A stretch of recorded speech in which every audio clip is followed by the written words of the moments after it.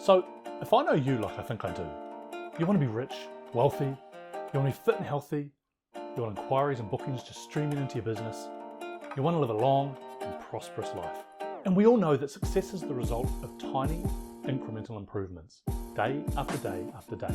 Time amplifies your actions. And the closer your actions are to habits, the closer they are to being regular and automatic, the more you're going to do them.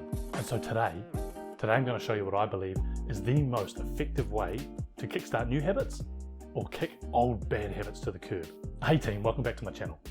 For those who don't know me, I'm Jason Naylor, and I'm a wedding photographer turned business mentor and coach to creatives, photographers, wedding photographers, people who want to live a creative, prosperous, successful life with all the freedom that they deserve. If you care about running a six-figure business that gives you freedom, creativity in your life, consider subscribing, get involved. Through my research and habits, I've uncovered lots and lots of work that's come before me, right? And it ranges from the scientific through to theoretical. And I discovered that habits are broken into four fundamental components. A habit itself is made up of a cue, a craving, a response, and a reward. And so if you're like me or anyone else out there and you're having trouble changing your habits, making new ones, or perhaps getting rid of old ones, the problem is most likely not you. The problem is most likely the system. Now, we all know that we should forget about goals, right? Goals suck. Actually, goals don't suck.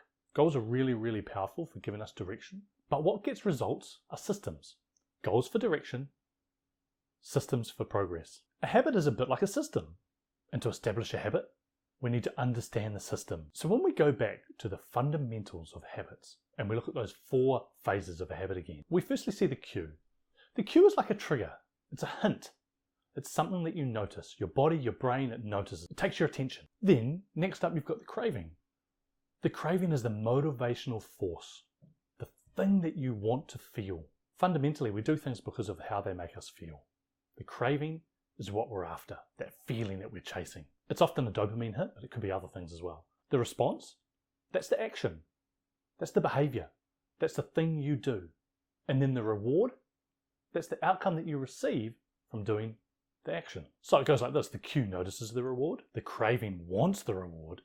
The response goes and gets the reward. This is geeking out a little bit, let's be honest. But when you start to explain these four fundamentals, you start to understand how to create a habit or break a bad habit. You can impact any of these four things. We could, for instance, figure out how to reward ourselves by sticking to our habits, or make the reward something that's painful that we don't want to experience again. We could make the action, the response, we can make it easier. Or we could implement things like the 2-minute rule. But the most powerful place that I've found is right at the start. And it's to start with the cue. See, if the initial cue isn't there, our brain's not going to get the hint. And then we're never ever going to follow through with the action. So by starting at the start, we really set ourselves up. Now, again with this cue, we have all sorts of things we could do here just to modify this cue. I could take you through the concept of habit stacking, of writing an implementation intention. I could help you understand the importance of clarity and why our brain freezes up when it's ambiguous, when it's not sure what it needs to do. All of these are really powerful and really, really important. But I'm going to take you into the importance of your environment, and particularly the importance of changing what you see. You see, the visual cortex in our brain, it's right at the back here. It takes up the largest area of our brain compared to any of the other senses. Now, there's a whole lot of stimuli that can act as a trigger, act as a cue. They could be internal stimuli within our brain or our body. They can also be external stimuli via our senses, our smell, our hearing, our taste. But none of those take up as big a part of our brain as our visual cortex. And so it's fair to say that vision plays an important part in understanding cues. And so given that we are so dependent on vision, it makes a huge amount of sense that visual cues are the greatest catalyst to changing our behavior. Quite simply, changing what you see can have a massive impact on what you do. You can probably already start to see how important it is to live, to work, to exist in environments that fill us with productive cues, not unproductive ones. And I want you to start thinking about your environment in a visual sense. Now, I could actually just leave you here. I could leave you with this and I could say, that's all you need. Go and include visual stimuli around your life in your environment.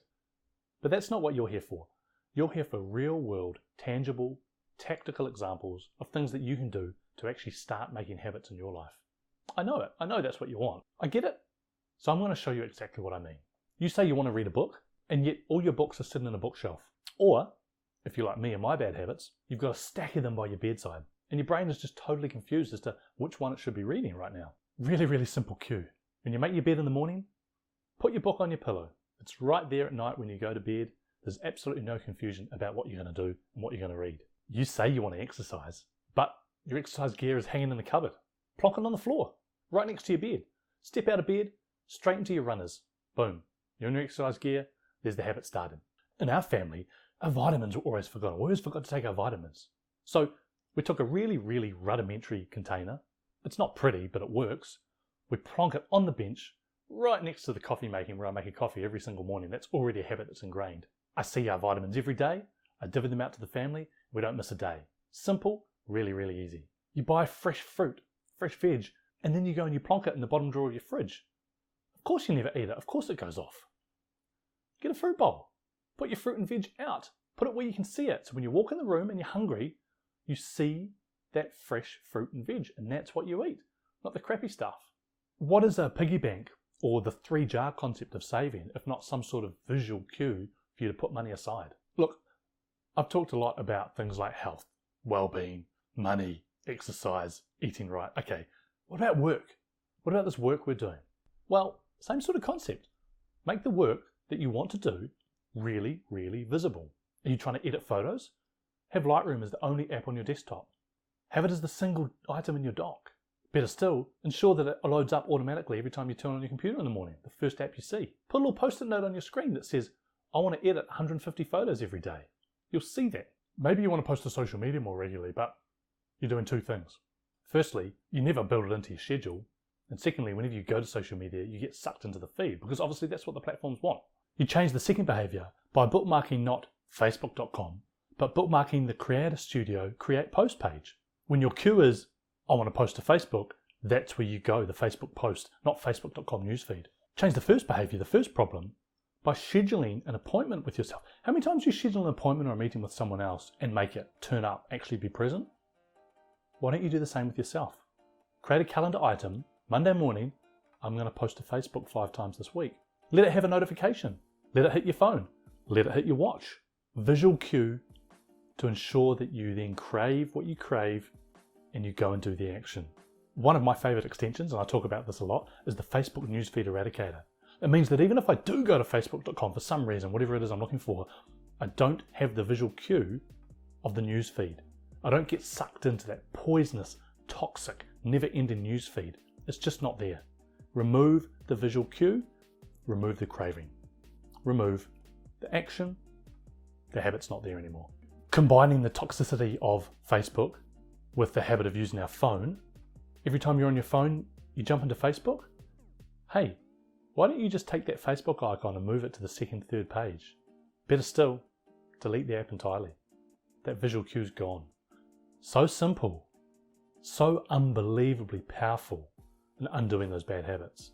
Staying on the subject of the phone, I turn off all little notification bubbles on my phone. So I never have any visual cues as to anything that my phone or someone in my network or someone else might be wanting to tell me. They're just not there. I don't know it until I actively go in and see it. Get rid of notifications. Turn off notifications. You don't need them. I'm not relying on willpower. I'm not trying to be stronger than all of these cues around me. I'm just reminding myself that I'm the architect of my own environment. I can put productive cues in place, and I can remove the temptation by removing the unproductive cues. This is just so unbelievably simple, but will have such an unbelievably big impact on starting and sticking with good habits. So if you found this useful, if you found this beneficial, if you think this makes a lot of sense, I'm going to go and architect my own visual cues. Tell me what you're up to in the comments, and if you love this sort of stuff, subscribe. There'll be more of it to come. See you next time. Thanks.